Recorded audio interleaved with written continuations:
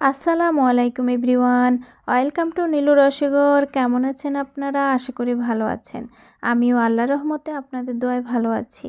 আজ আমি আপনাদের জন্য ইন্টারেস্টিং একটি রেসিপি নিয়ে এসেছি, আর সেটি হলো সাবুদানার পিঠার রেসিপি। সাবুদানা আমরা সকলে খুবই ভালোভাবে চিনি। এটি স্বাস্থ্যের জন্য খুবই উপকারী একটি আইটেম। এটি ক্যালসিয়াম জাতীয় খাবার। এটি যদি আমরা খেয়ে থাকি তাহলে আমাদের শরীরের ক্যালসিয়াম ঘাটতি পূরণ হয়। আশা করি রেসিপিটি আপনাদের ভালো লাগবে। যদি রেসিপিটি ভালো লাগে তাহলে আমাকে একটা লাইক, কমেন্ট, শেয়ার করে দিবেন। আপনাদের সুন্দর একটি লাইক এবং কমেন্ট আমাকে আগামী ভিডিও তৈরিতে উৎসাহ যোগায়। একটি শেয়ার আমাকে মানুষের কাছে পৌঁছে দেয়। আর আমার চ্যানেলটিকে সাবস্ক্রাইব করে অল বাটনে ক্লিক করে রাখুন, তাহলে আমার আগামী ভিডিওগুলোর নোটিফিকেশন আপনারা খুব সহজেই পেয়ে যাবেন। তাহলে চলুন শুরু করি। এর জন্য প্রথমে আমি নিচ্ছি এখানে 2 কাপ পরিমাণ সাবুদানা। এগুলো ড্রাই সাবুদানা, আর এগুলোকে আমি ভালো করে ধুয়ে পানি ঝরিয়ে নিব। আগে এগুলোকে আমি আধা ঘন্টা পানির মধ্যে ভিজিয়ে রাখবো, তারপর ধুয়ে একটি স্ট্রেনারে নিয়ে নিয়েছি আধা ঘন্টা পরে। আর এখন পানি ঝরতে দিচ্ছি এগুলোকে। পানি ঝরার পরে এগুলোকে আমি পিঠা তৈরির জন্য রেডি করব। এর মাঝে আমি নিয়ে নিয়েছি 3 কাপ পরিমাণ নারকেল কোড়া। আমি মেজারমেন্ট কাপের 3 কাপ পরিমাণ নারকেল কোড়া নিয়েছি। আপনারা আপনাদের ইচ্ছে অনুযায়ী আর একটু কম বেশি নিতে পারেন। দিয়ে দিচ্ছি আমি 2 কাপ পরিমাণ সুগার। মিষ্টিটাও আপনারা আপনাদের টেস্ট অনুযায়ী দিতে পারেন। আমি 2 কাপ নিয়েছি। দিয়ে দিচ্ছি স্বাদমতো লবণ।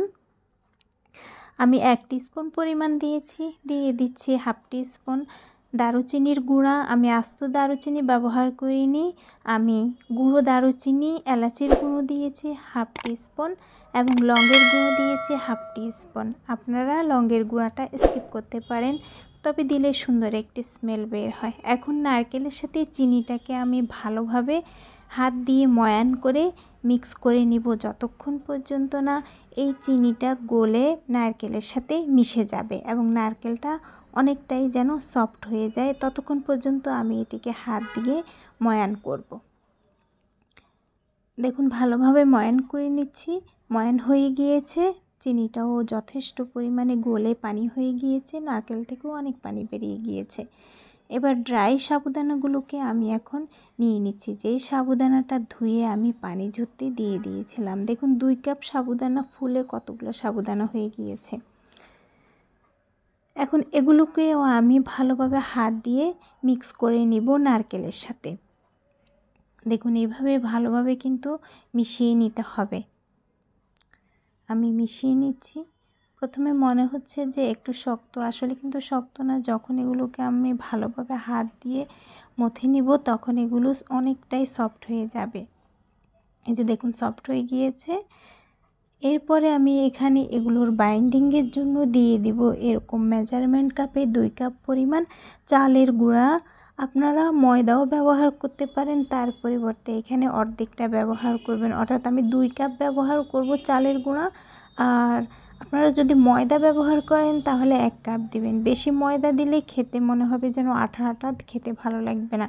আর চালের গুঁড়া ভাজার পরে ড্রাই বা মচমচে হয়ে যায়, তাই আমি 2 কাপ পরিমাণ চালের গুঁড়া দিয়েছি। এতে কোনো আঠা আঠা ভাব থাকবে না। আর এটাকে ভালোভাবে আমি মথে ডো তৈরি করে নিয়েছি, যতক্ষণ পর্যন্ত না এরকম বাইন্ডিং গোল গোল বলের মতো বাইন্ডিং না হয়।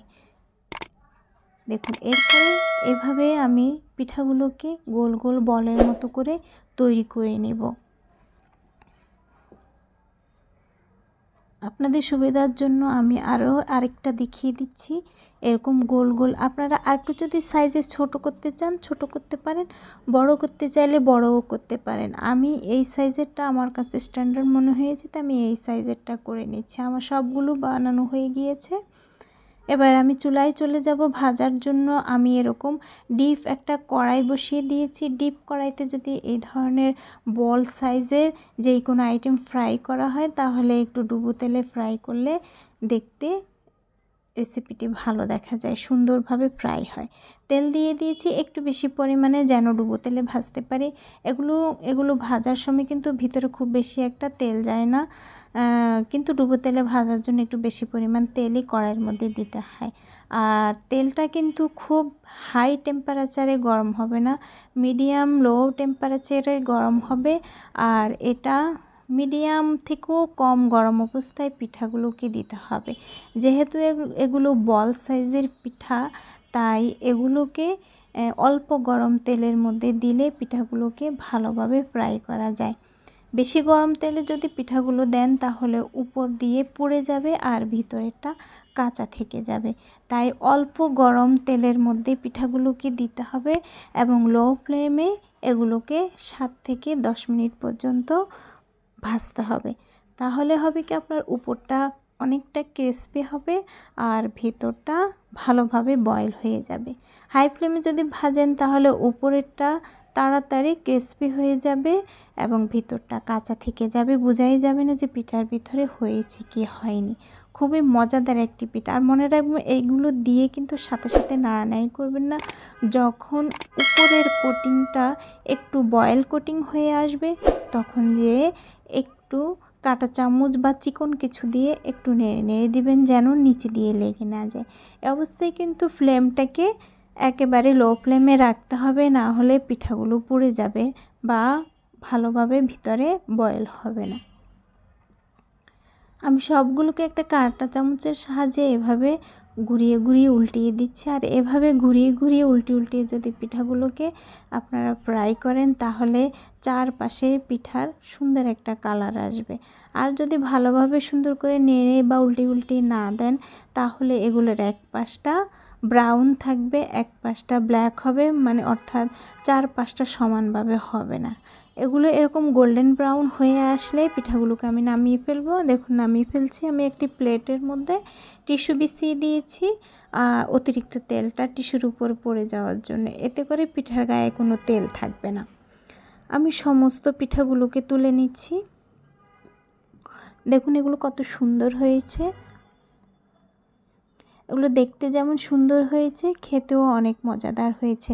আপনারা এরকম পিঠাগুলোকে কিন্তু সংরক্ষণও করতে পারেন, এরকম ফ্রাই করেও সংরক্ষণ করতে পারেন, প্রায় 1 সপ্তাহ পর্যন্ত বাসে থাকবে। আর আপনারা এগুলোকে কাঁচা অবস্থায়ও ডিপ ফ্রিজে সংরক্ষণ করতে পারবেন, যখন খুশি তখন নিয়ে ভেজে খেতে পারবেন। একটা ভেঙে আমি আপনাদেরকে দেখিয়েছি, দেখুন উপর দিয়ে ক্রিস্পি আর ভিতর দিয়ে এগুলো যথেষ্ট পরিমাণে সফট। খুবই মজাদার এই নারকেল সাবুদানার পিঠা।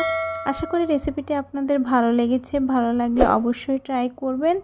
আর আমার জন্য সবাই দোয়া করবেন, আমি যেন আপনাদের জন্য এরকম অনেক সুন্দর সুন্দর নতুন রেসিপি নিয়ে আসতে পারি। সবাই ভালো থাকবেন। আসসালামু আলাইকুম।